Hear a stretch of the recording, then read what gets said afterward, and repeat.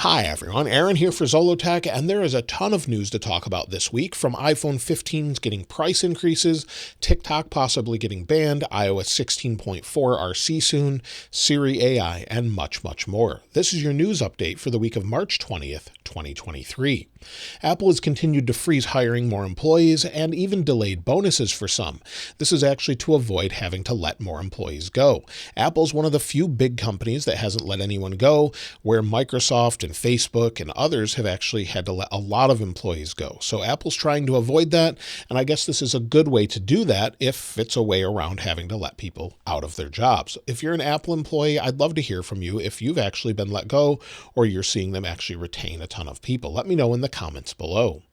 Now, another first-gen iPhone that was factory sealed recently sold at auction.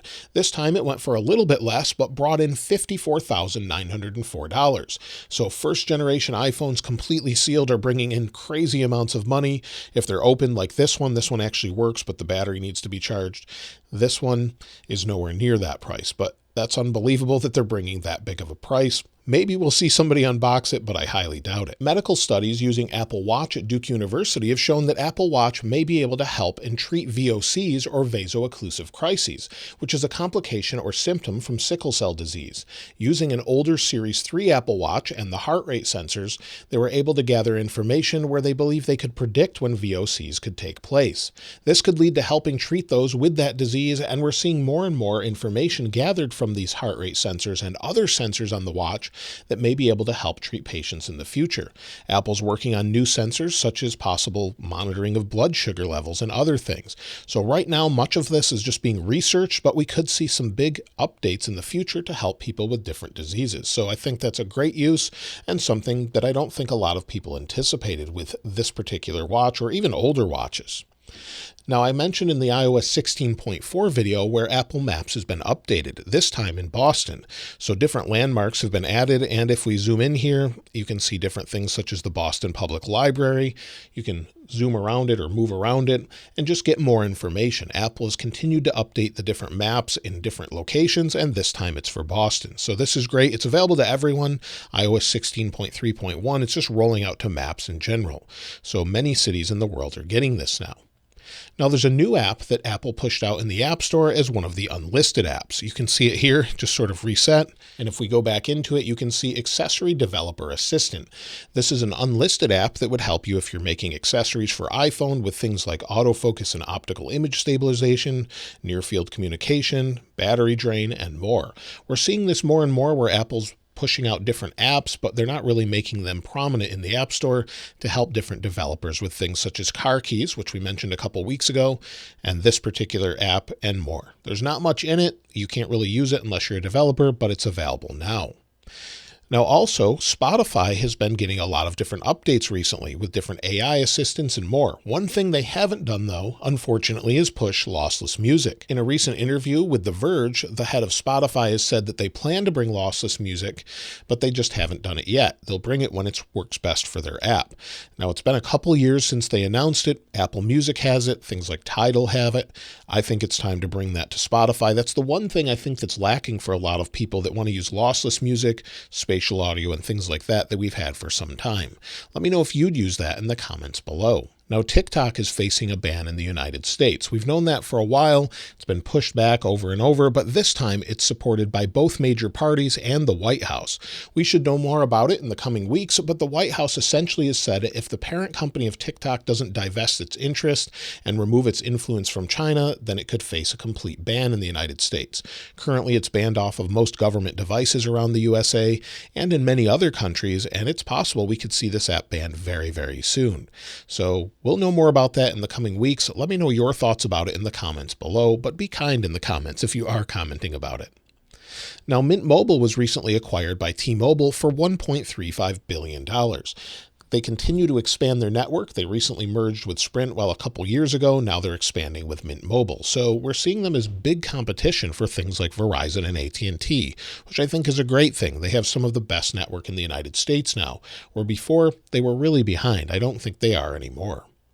Also, to go along with that, the Federal Communication Commission in the United States is adopting and enforcing new rules that make phone carriers block scam texts. Today's new rules require carriers to block text messages that appear to come from phone numbers that are unlikely to transmit those text messages. So we've seen this more and more from different phone calls on carriers.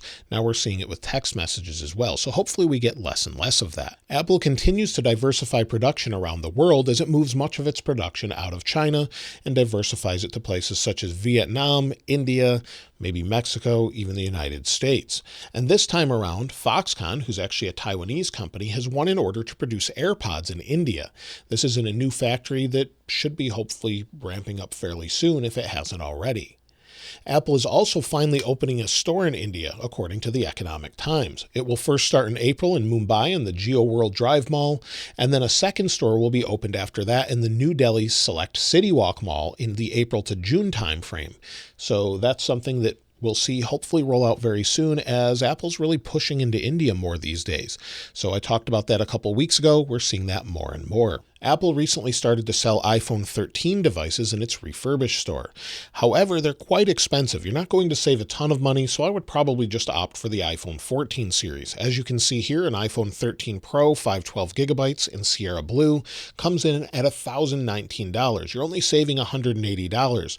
With recent deals, you probably can get an iPhone 14 Pro for less money at this point, or just very similar. So I probably wouldn't recommend this, but you could use this. They do come with a full warranty as well. Now, in the latest versions of iOS 16.4 Beta 4, the code actually shows that Apple's been working on Siri. This is a Siri natural language generation. So that's a change that they saw in the code. That's not something that I actually saw or mentioned in that video. And this is separate from the recent claims that Apple is working on AI to enhance Siri, as Microsoft has with ChatGPT and Google with their own AI. So this is something completely different. Also, Apple's working on updating the TV app for Mac and adding a sidebar like other Mac apps have. This is just in the latest code of the beta updates, so it makes a lot of sense. Now, the WWDC 2023 announcement should be any day now. It could be today, could be tomorrow. Hopefully it's very, very soon. But usually it's around this time of the year where they'll announce WWDC or the Worldwide Developer Conference that's in June, usually the first week of June, and that's where we'll see the next versions of iOS. iOS 17 will also see macOS 14, watchOS 10, and anything else they have. So we should hear about that very soon. I'm surprised we haven't already. Last year at this time, we'd already heard when they're going to have it. So maybe they're changing the time frame, but we've had it this late into different months as well. So I would expect that any day now. And also, iOS 16.4 Beta 5 or iOS 16.4 RC is more expected this week, either Tuesday or Wednesday. That would be the final version pushed out to developers and beta testers before they release it to the public, which means if they push out the RC this week, I would expect the final version to come out on the 27th. Usually they push it out on a Monday, and then they also have Apple Music Classical releasing on the 28th. It doesn't require iOS 16.4, but it makes a lot of sense that that's when they'd actually push that out. So we'll probably see that very soon. And then we'll move on to iOS 16.5. Now, there hasn't been a whole lot of information about iOS 17, but there's some new AI concepts from Parker Ortolani that he imagines iOS 17 could have, or just basically AI in general. So you'll see here Magic Notes, and I'll link this in the description. It's on Twitter, but a way Apple could integrate an AI-based Magic Notes into the app. Also, there's one about mail as well, and this one would be really nice, where we would have what's called Magic Mail. We'd have an inbox where it sort of summarizes the important information in your mailbox and gives you quick links to act on them. It even filters out junk mail so you can focus on what you need to. So this would be a great way to have mail sort of pre-sort using AI on the phone. He also worked with 9to5Mac to visualize what iPadOS 17 could be like. So I'll link this in the description, but he has some great ideas with Stage Manager, as well as redesigned lock screen, the home screen, and much more. So you can see that here. There's some great ideas. Hopefully Apple adopts some of these ideas in the future. Now, as far as rumors and leaks this week, well, we're hearing more and more about the iPhone 15 Pro and Pro Max. Apparently, they're planning to have a higher starting price than the current iPhone 14 Pro models.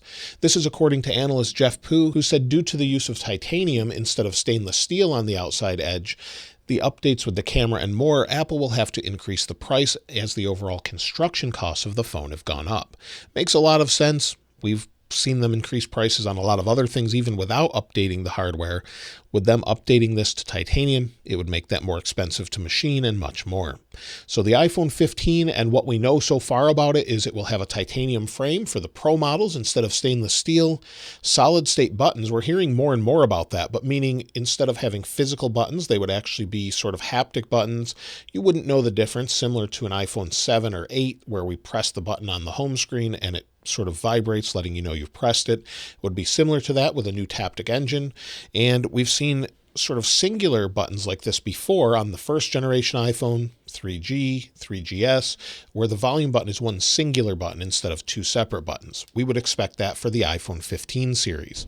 We also expect it to have USB-C this time around. Like I mentioned before, camera improvements, an A17 Bionic, but this time with up to 8 gigabytes of RAM. And in recent information from Ice Universe, they claim that iPhone 15 Pro Max will have the thinnest bezels of any phone. So they're getting rid of the bezels, sort of integrating that more into the side of the phone so that we'll see less and less of it and just all screen on the front. Now, a little bit more information about the AR and VR headset. The upcoming headset from Apple will be running its own OS. We knew this. It's called XROS or Reality OS, and recently more code has been found by Aaron P613 on GitHub as open source code from Apple is shown up there with more information about it. Now, it seems to be older, but it's mentioned over and over as Reality OS. In a recent tweet by Mr. White on Twitter, it appears that these are new components for the Apple AR VR headset. They're ribbon cables that sort of match what looked to be a headset like that and would attach components internally, similar to what Apple uses in all their devices. So we're getting closer and closer to seeing that. We're expecting to see the AR VR headset at WWDC. So expect those invites very, very soon. And of course, iOS 17 is where we'll see more and more features. So I'm looking forward to that. Of course, we're waiting for the MacBook Air 15-inch and maybe some other surprise things there with the Mac Pro and more. Let me know what you're looking most forward to in the comments below. And of course, I'll link this wallpaper in the description like I normally do. If you haven't subscribed already, though, please subscribe. And if you enjoyed the video, please give it a like. As always, thanks for watching. This is Aaron. I'll see you next time.